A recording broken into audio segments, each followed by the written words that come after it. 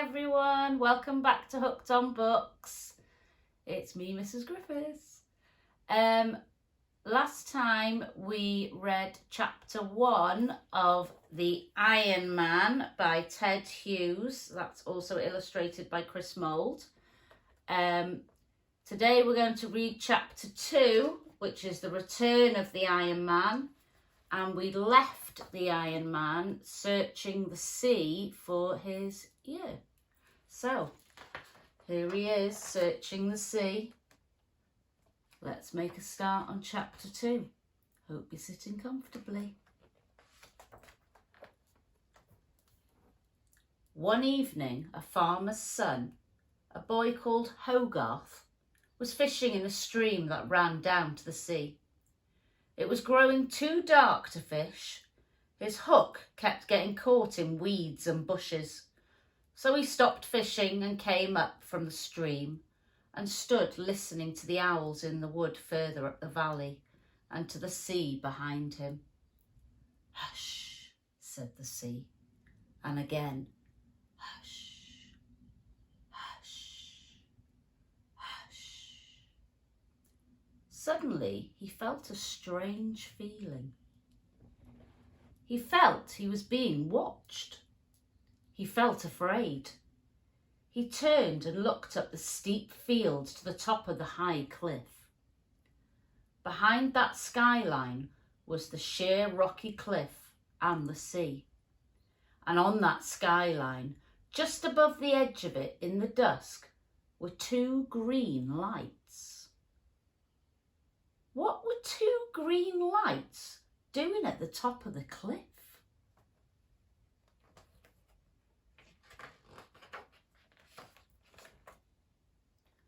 Then, as Hogarth watched, a huge dark figure climbed up over the cliff top. The two lights rose in the sky. They were the giant figure's eyes. A giant black figure, taller than a house, black and towering in the twilight, with green headlamp eyes. The Iron Man. There he stood on the cliff top, looking inland. Hogarth began to run. He ran and ran. Home, home. The Iron Man had come back. So he got home at last, and gasping for breath, he told his dad, "An Iron Man! An Iron Man! A giant!" His father frowned. His mother grew pale. His little sister began to cry. His father took down his double-barreled gun. He believed his son. He went out. He locked the door. He got in his car. He drove to the next farm. But the farmer laughed. He was a fat red man with a fat red-mouthed laugh. When he stopped laughing, his eyes were too red too. "An Iron Man? Nonsense," he said. So Hogarth's father got back in his car. Now it was dark and it began to rain. He drove to the next farm. That farmer frowned. He believed. "Tomorrow," he said, "we must see what he is, this Iron Man. His feet will have left tracks in the earth."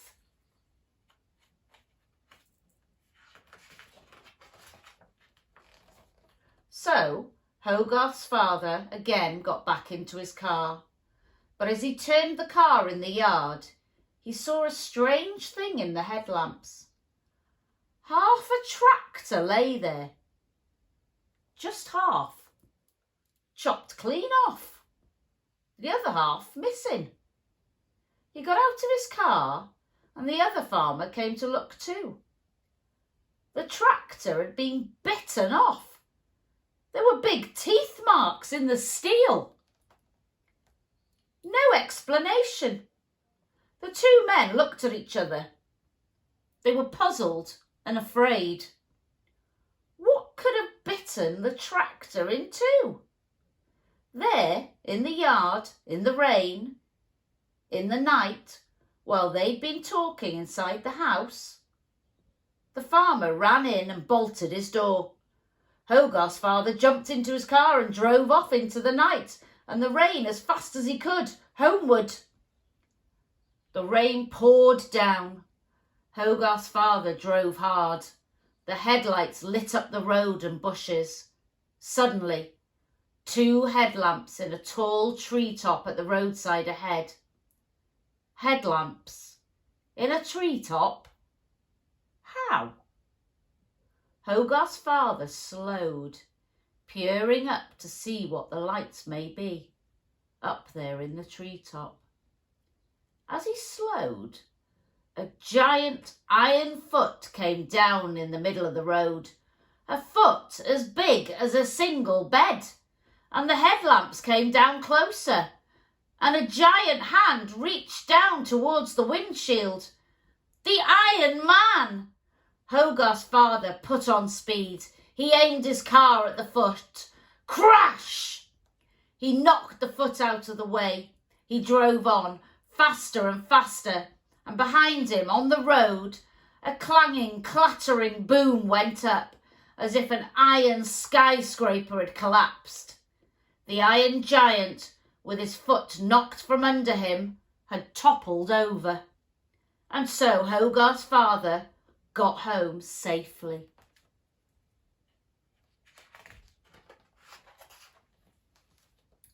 But next morning, all the farmers were shouting with anger. Where were their tractors, their earth diggers, their ploughs, their harrows? From every farm in the region, all the steel and iron farm machinery had gone. Where to? Who had stolen it all? There was a clue. Here and there lay half a wheel, or half an axle, or half a mudguard, carved with giant tooth marks where it had been bitten off. How had it been bitten off? Steel bitten off? What had happened? There was another clue. From farm to farm, over the soft soil of the fields, went giant footprints, each one the size of a single bed. The farmers, in a frightened, silent, amazed crowd, followed the footprints. And at every farm the footprints visited, all the metal machinery had disappeared. Finally, the footprints led back up to the top of the cliff, where the little boy had seen the Iron Man appear the night before when he was fishing. The footprints led right to the cliff top, and all the way down the cliff were torn marks on the rocks, where a huge iron body had slid down. Below, the tide was in, the grey, empty, moving tide. The Iron Man had gone back into the sea. So the furious farmers began to shout. The Iron Man had stolen all their machinery. He had eaten it. Anyway, he'd taken it. It had gone. So what if he came again?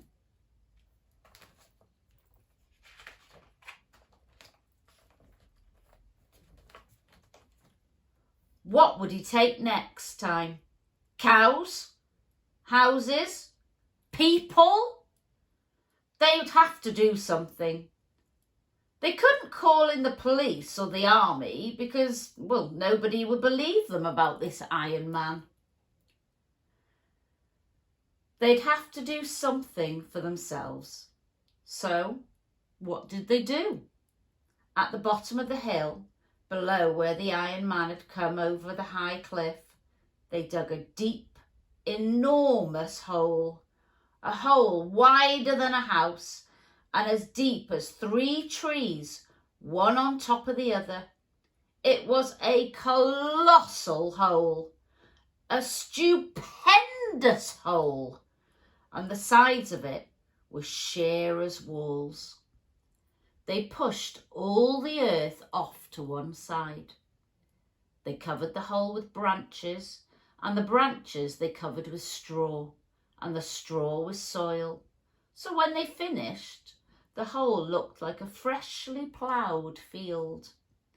Now, on the side of the hole, opposite the slope up to the top of the cliff, they put an old rusty lorry. That was the bait. Now they reckoned the Iron Man would come over the top of the cliff, out of the sea, and he'd see the old lorry, which was painted red, and he'd come down to get it, to chew it up and eat it. But on his way to the lorry, he'd be crossing the hole. And the moment he stepped with his great weight onto that soil held up only with straw and branches, he would crash through into the hole and would never get out again. They'd find him there in the hole. Then they'd bring the few bulldozers and earth movers that he hadn't already eaten, and they'd push the pile of earth in on top of him and bury him forever in the hole. They were certain now that they'd get him. Next morning, in great excitement, all the farmers gathered together to go along to examine their trap. They came carefully closer, expecting to see his hands tearing at the edge of the pit. They came carefully closer. The red lorry stood just as they'd left it. The soil lay just as they'd left it, undisturbed. Everything was just as they'd left it. The Iron Man had not come, nor did he come that day. Next morning, all the farmers came again. Still, everything lay just as they'd left it. And so it went on, day after day.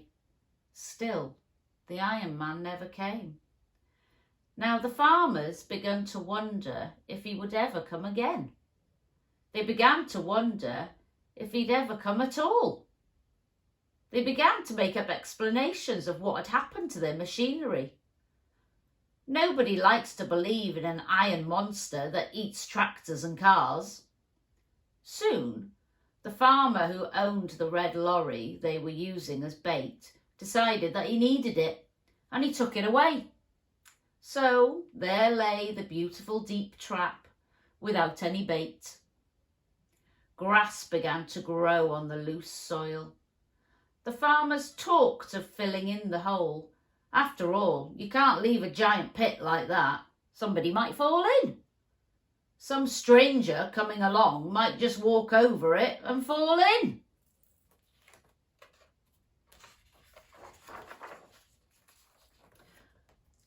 But they didn't want to fill it in.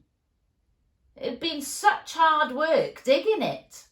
Besides, they all had a sneaking fear that the Iron Man might come again, and that the hole was their only weapon against him. At last, they put up a little notice. "Danger! Keep off!"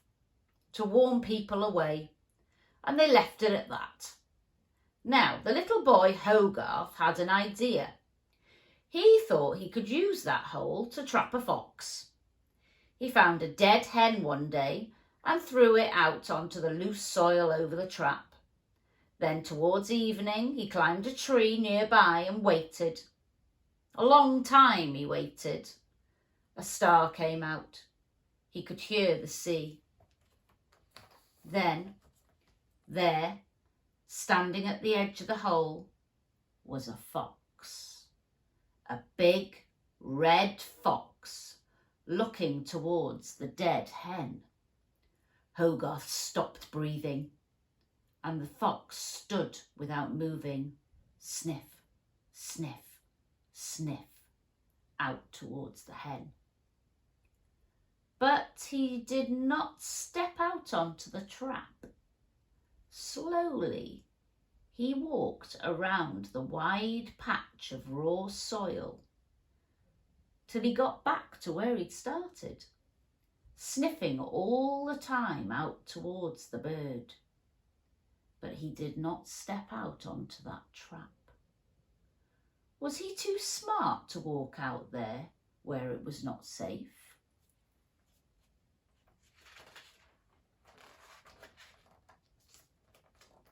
But at that moment, he stopped sniffing. He turned his head and looked towards the top of the cliff. Hogarth, wondering what the fox had seen, looked towards the top of the cliff.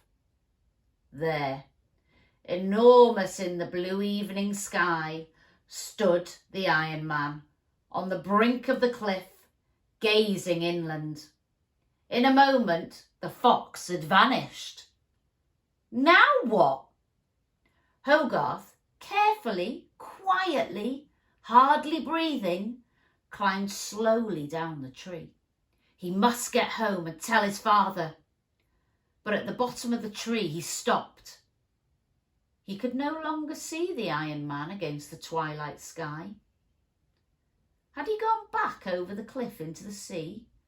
Or was he coming down the hill into the darkness under the high skyline towards Hogarth and the farms? Then Hogarth understood what was happening. He could hear a strange tearing and creaking sound. The Iron Man was pulling up the barbed wire fence that led down the hill, and soon Hogarth could see him as he came nearer, tearing the wire from the fence posts, rolling it up like spaghetti and eating it. The Iron Man was eating the barbed fencing wire. But if he went along the fence, eating as he moved, he wouldn't come anywhere near the trap, which was out in the middle of the field. He could spend the whole night wandering about the countryside along the fences, rolling up the wire and eating it, and never would get any fence bring him near the trap.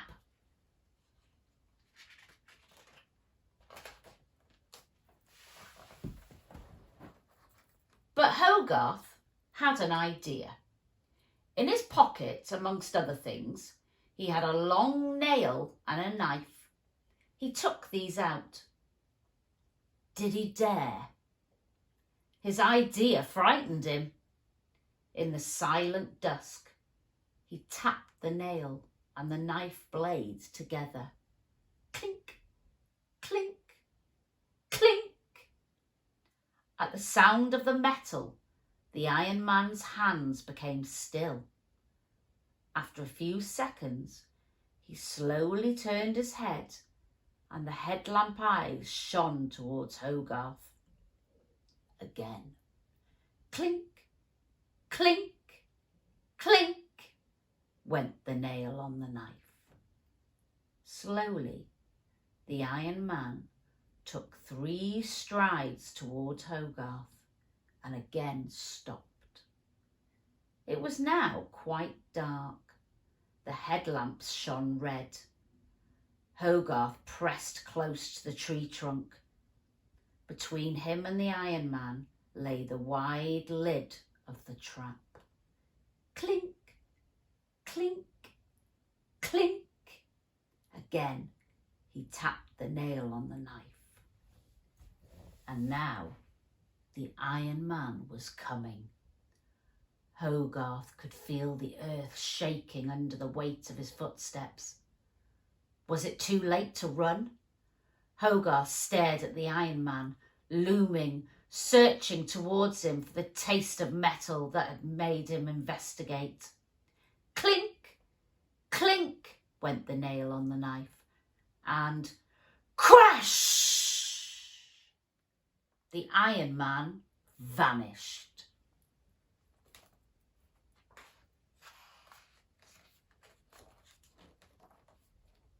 He was in the pit. The Iron Man had fallen into the pit. Hogarth went close. The earth was shaking as the Iron Man struggled underground. Hogarth peered over the torn edge of the great pit. Far below, 2 deep red headlamps glared up at him from the pitch blackness. He could hear the Iron Man's insides grinding down there, and it sounded like a big lorry grinding its gears on a steep hill.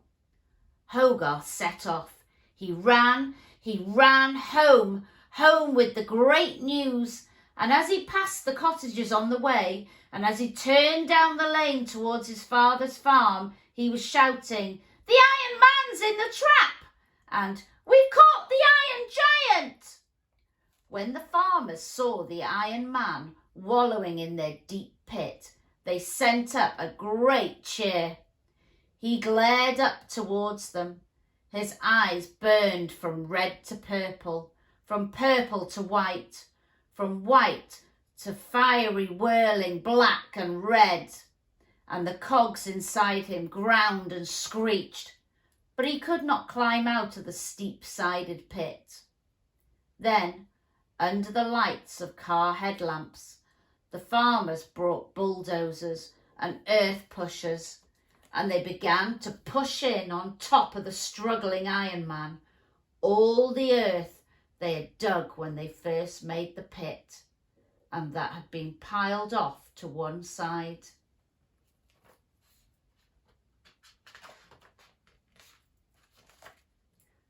The Iron Man roared again as the earth began to fall on him, but soon he roared no more. Soon the pit was full of earth. Soon the Iron Man was buried silent, packed down under all the soil, while the farmers piled the earth over him in a mound and in a hill. They went to and fro over the mound on their new tractors, which they bought since the Iron Man ate their old ones, and they packed the earth down hard. Then they all went home talking cheerfully. They were sure they'd seen the last of the Iron Man. Only Hogarth felt suddenly sorry. He felt guilty.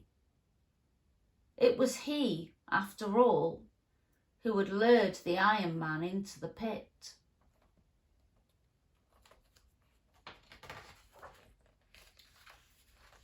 And we'll leave it there. Make sure you join me for chapter 3. Take care. See you soon. Bye.